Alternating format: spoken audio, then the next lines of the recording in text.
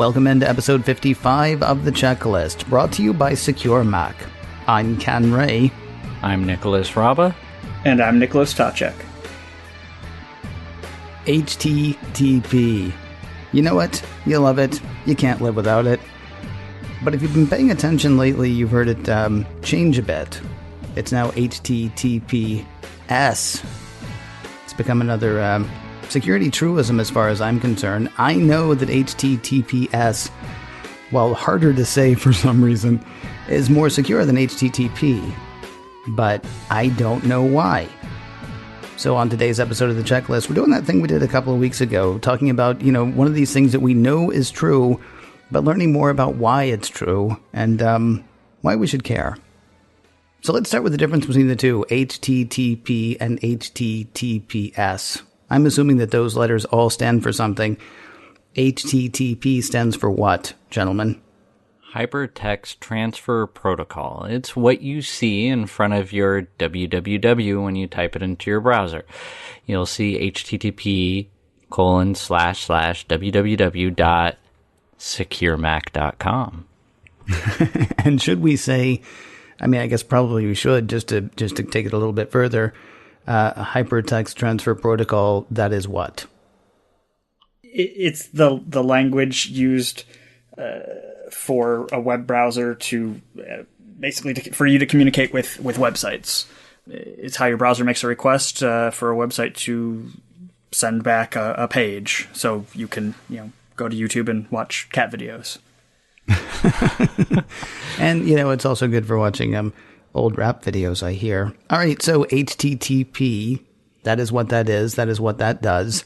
Magically, we add an S to it, and it becomes more secure somehow. And that's the part we're hitting today. I assume that the HTTP still stands for the same thing. What does the S all of a sudden stand for? So adding the S, you add secure socket layer. It adds the SSL aspect to it. It is just secure is all it stands for. Hypertext Transfer Protocol Secure. Okay, but secure is short for secure socket layer? Yes, sir. Okay. What is that? I know I sound like an idiot here, but here's the thing. I have known since the first time I got on the web that you put in HTTP. That's a thing you know, but you don't know why. So HTTPS. Okay, now I understand the S stands for secure. But it's not just a magic S, right? You can't just put an S on there and have everything suddenly be more secure. So, okay, secure is short for secure socket layer. Can you remind everyone what secure socket layer is, means, and does? A secure socket layer is creating a secure encrypted connection between the web server that's hosting that website and your web browser. Here's an easy way, or an easier way to think about it. HTTP on its own, not the non-secure version, could be thought of as sending a postcard through the mail. You've got your address, who you're sending it to, and the return address, and you write your little note on it and you send it in the mail, and it gets to that person. But anybody along the way, between you and the recipient, the postman, for example, could read that postcard and kind of see what you wrote. HTTPS, on the other hand, would be like sending a note in one of those security envelopes. You've got the address and the return address on the outside, but without opening the envelope itself, ostensibly nobody else could read what you sent until the recipient opens it at their end. So obviously we don't know that every website that we come across is actually going to be HTTPS, but we'll get to that in a moment. Like how, if we're a website owner, what do we have to do? If we're a website visitor, is that something that needs to concern us? Am I right in thinking that HTTPS, if everybody did that, would we no longer need a VPN? Or, because it sounds like that's sort of what you're saying. Like it hides the information going between my computer and that website, which is something that I've always thought that we wanted a VPN, or one of the reasons we wanted VPNs.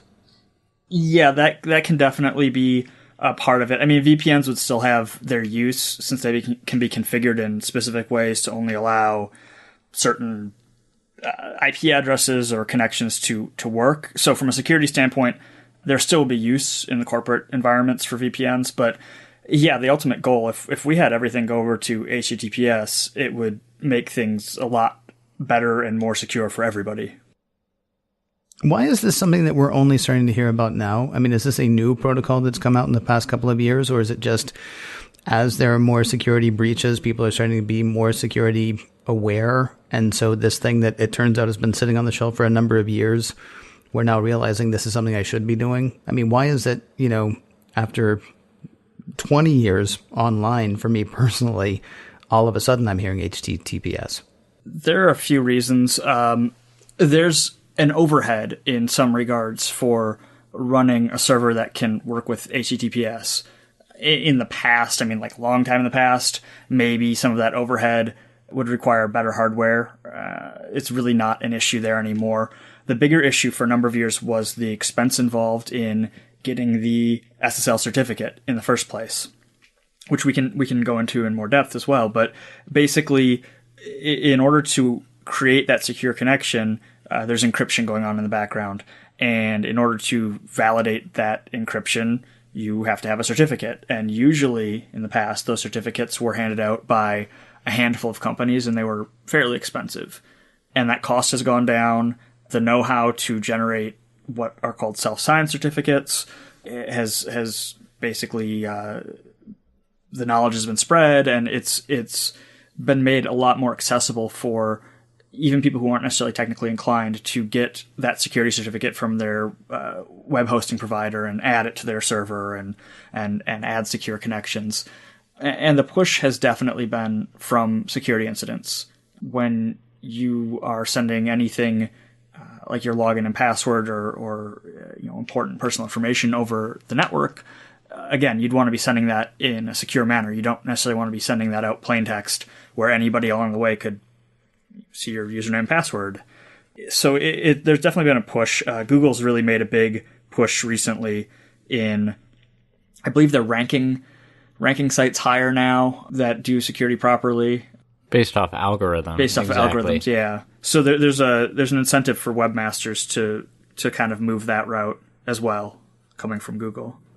There's very few reasons not to have your traffic done over a secure connection. Like, type in news.com or type in facebook.com. You're automatically being forwarded to their secure connection. You're going to see that lock next to it if your browser supports it. Type in cnn.com. You're not getting forwarded. Type in HTTPS, cnn.com, and you're getting forwarded to a non-secure connection. So the only reason I could figure that they wouldn't do it on a secure connection would be for their ad network. I mean, they have the certificate, it's forwarding to a non-secure connection.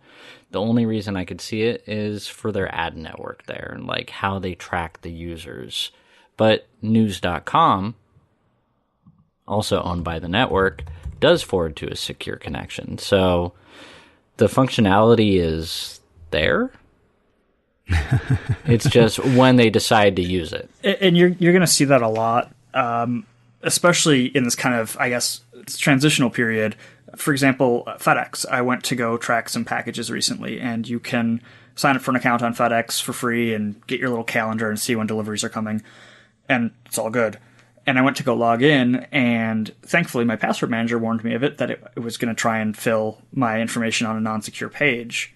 Now, they have a secure login page, but depending on what link you click on what page to log in, for some reason, some of those pages still go to an old non-secure login page. So that's just a case where the company probably isn't necessarily aware of that situation. It's probably something I should report to them, actually. But it's a case where when you have these kind of older systems and you're adding the security as an afterthought or later on, that you might miss some links in some pages. So there are still situations like that as well, where the intent is obviously to route you through the secure one, but there are still going to be some edge cases where it doesn't for whatever reason. Because you got to figure, FedEx, yes, they have a website, but they don't have a web guy. They've got like a web, they probably got a web army right? And so on the one hand, yes, all of those people are working towards the same goal, but where you're not talking about, like somebody's simple blog, for example, there's not one person who's, ultimately, yes, they're going to have a CIO or they're going to have a CTO or, some sort of security person to whom, where the buck is ultimately going to stop. But that one person is not taking care of everything on the FedEx website. At least I hope not, because, man, that guy or gal is going to need a vacation at some point. Now, let me ask you a question, though. So as the owner of a website, or we can even go back to the CNN thing if you want to. My immediate thought was, well, why would CNN necessarily want to be HTTPS? Generally speaking, I'm not exchanging information with CNN. CNN is, throwing up a page of news for me to read, and I'm sitting here on this end of it reading it. When you're talking about something like FedEx, where I'm going to be typing in my address or a receiver's address or credit card information, I absolutely understand why you would want to do that. If you're talking about my doctor's office, which, is going to be even more than HTTPS because there's HIPAA compliance and all that stuff. But when you're talking about things where I'm giving somebody information, I completely get the need for HTTPS. If I'm talking about a blog, if I'm talking about a site for a podcast, if I'm talking about, something that is just about me, like reading information and taking it in, is there a reason that site does need to go ahead and be HTTPS? So why are search engines giving incentives for people to switch over to HTTPS? It's not 10 years ago when you were on your old Nokia phone. No offense to Nokia. I heard they have some good stuff now.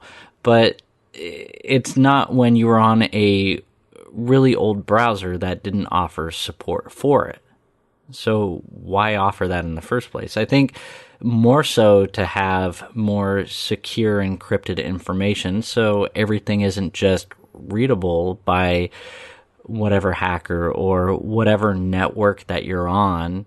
Somebody has access to that information and it's just so readily available. Why not take advantage of it if it's out there, if it's low cost, if it's even free? Why not live in a more secure environment? And there's another reason, and this doesn't completely stop the attack, but having HTTPS can help mitigate the risk for a man-in-the-middle attack, which would be where somewhere between your computer or your network and the other end, something is pretending to be CNN's site. Now, if CNN had a security certificate and you're paying attention to the little lock in your browser and you were double checking to make sure that it was actually CNN's security certificate and not some bad guy who made one, that could help you know that the content of the site that's being shown to you on your browser screen is actually coming from CNN as opposed to somebody else who's, showing you some fake news. Basically, it's helping you know that that site is really the site you're trying to get to. A lot of times, if you have a piece of malware on your system that is redirecting you to a bad guy site, making it look like CNN, but it's really, something run by the bad guys. Obviously more of the case in like banking or something like that. If the bad guys don't really try and cover their tracks, if they don't have any sort of security set up on their bad server, it would break the secure connection between your browser and what it would think was your bank. So usually those kind of situations, you'd be alerted that, hey, the security certificate's invalid or non-existent or whatever, and it might clue you in that there's something going on that's rerouting your connection somewhere else that you don't want it going. So that can help with situations like that. It doesn't totally avoid them, but it is definitely a security measure in place that, again, when you have kind of a low technical overhead these days, might as well add that layer of security since most modern browsers work well with it and it only helps benefit the user and their security. So you said a moment ago that this is not a difficult thing anymore to implement.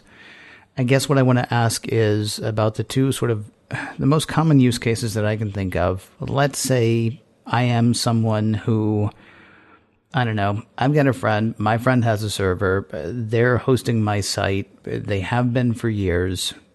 How difficult would it be for them or for me to then, turn my site from HTTP to HTTPS. I don't know why I have so much trouble. It's only adding one letter, but I get lost when you make it 5. It's a tongue twister.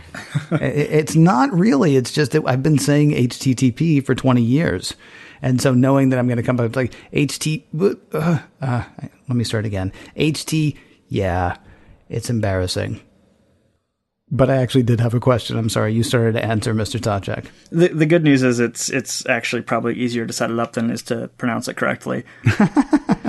You can generate what's called a self-signed certificate where you're acting as they're signing authorities, and they're the ones who say the certificate is valid, and you trust those signing authorities that they know what's right, and they'll invalidate pad certificates. You can act as your own signing authority, and that would be something like if you were just sharing this with your friends and they trusted you and they knew that you signed it. That's a case there. There are plenty of other websites where you can get certificates from, either for free or for really low cost. Usually any web host will offer it as a bundled add-on for your website for a fairly minimal fee.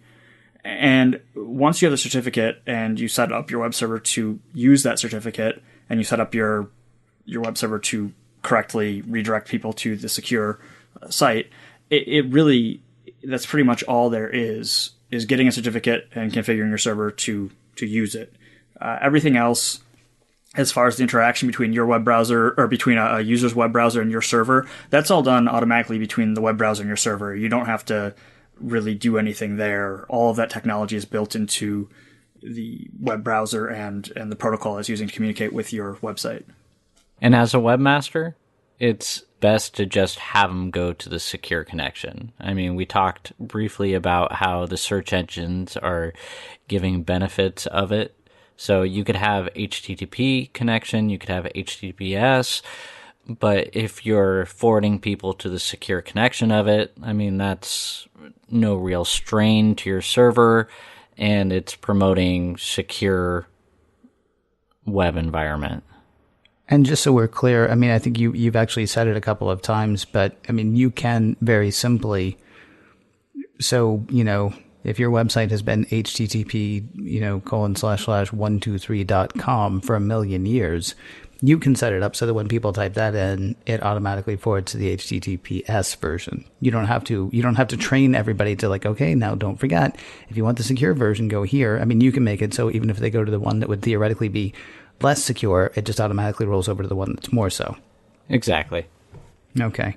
There was I lied a minute ago. I said there are 2 use cases I can think of, but I thought of a third while you were talking. So, sort of the homebrew thing is my friend has a server. He's been hosting my website for forever.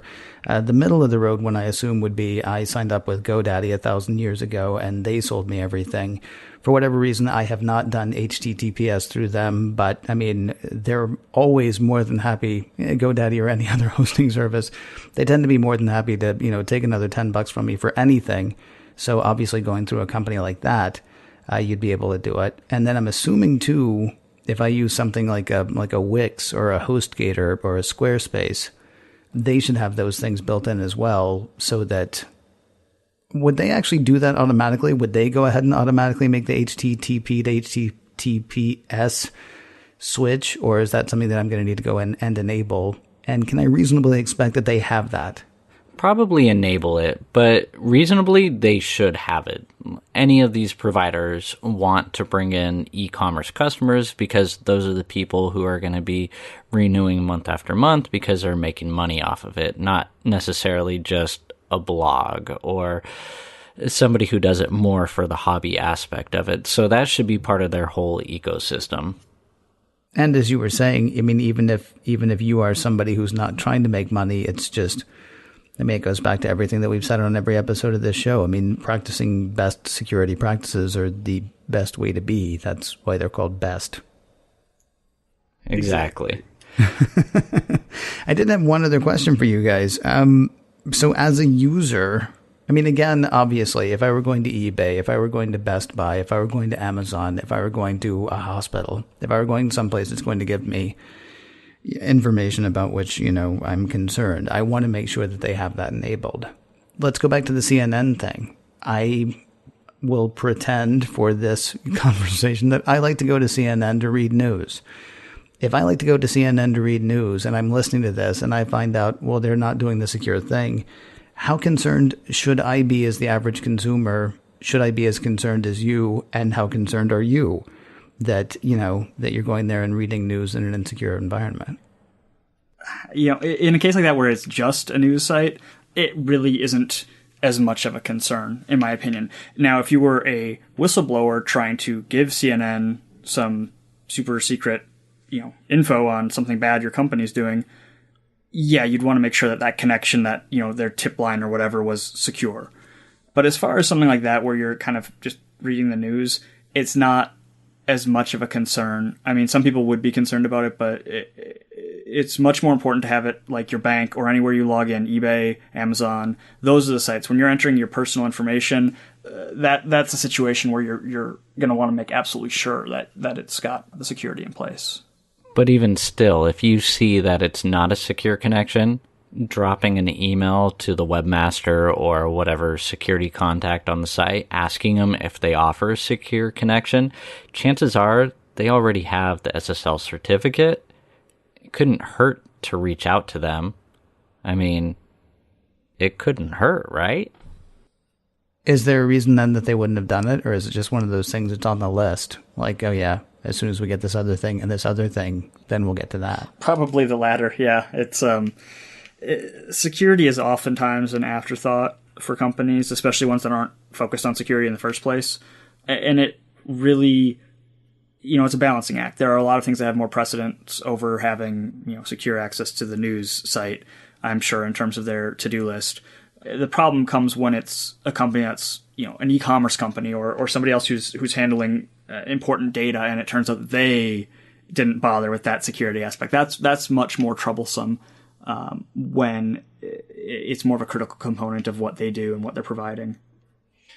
But even for any webmaster out there, there's free SSL certificates. There's self-generated ones. There's sites like let'sencrypt.org where webmasters can create them and do it in a very easy fashion. I mean, in my opinion, there's no reason not to do it if the functionality is there and it doesn't cost you anything extra. So then the call to action this week is, if you are somebody who controls a website, go ahead and implement that. And if you're somebody who visits websites, and I have a feeling a lot of you are, if you're somebody who visits websites, anybody who's not doing that, just go ahead and drop them a line and say, hey, it's 2017. Let's put an S on the end of that HTTP, no matter how difficult it is to say. Not just websites. I mean, any service that you're using over a web protocol, you should be using some sort of secure connection. Launch your Messages app. Look at your accounts in there. If you're using an AOL account for messaging, if you're using any of those other services, under the server settings, you're going to see options under there to use SSL connection. A lot of time, people may not even have that checked. They may be going over whatever default connections, and it's just a little checkbox. Well, hold on a second. Why would that not be enabled by that sort of goes to what you're talking about, except now we're getting into something that actually, that concerns me a bit more. Because again, if I'm going to some place and I'm just taking in information that somebody has posted basically on a billboard, I'm not necessarily worried about that. If, on the other hand, I'm in a chat app on my phone, and the chat app on my phone, maybe I'm naive, but I assume that there's a certain level of security there. Are you telling me that like an AOL messenger or some other kind of messenger that I'm using on my phone is really leaving it up to me whether I want my communications to be to be secure? I would say it's more commonly found on computers than phones. A lot of the restrictions and requirements put in place by the app providers, like the stores, like Apple, will basically require secure connections for web connections. It's been a requirement for a few years now, actually, with iOS and with Mac OS. And basically, on a computer side of things, the situation could arise where if you were either using an old Messenger client or you were migrating your settings from a really old version and, just transferred your user settings to the new operating system over years and years and years, the chance could be there that at some point you either disabled the secure connection for whatever reason, or it was so old that it wasn't enabled by default. And there's a chance that your computer might have still been using those old settings. If you were going to set up a brand new account in the Messages app now, I don't think that it would be a case where you'd have to worry about that situation happening. It's more of you might want to double check your settings, but the situation isn't going to be one necessarily where your phone is automatically insecure by default. Well, just like every episode of the checklist, we've covered a lot of information today. The good news is if you want to go back and dig deeper into any of that information, we've got show notes and we would love for you to check them out. And the place to do that is securemac.com/checklist. That's HTTPS, by the way. Add the S for security. securemac.com/checklist. If you have a question you'd like to ask us, a topic you'd like to hear us hit, some security truism that you know is true, but you want to know why, we have an email address that we would love for you to use. It is checklist@securemac.com. That address again is checklist@securemac.com. And if you can't remember that, please do remember this. You are listening to The Checklist, brought to you by Secure Mac. And we'll talk to you next week.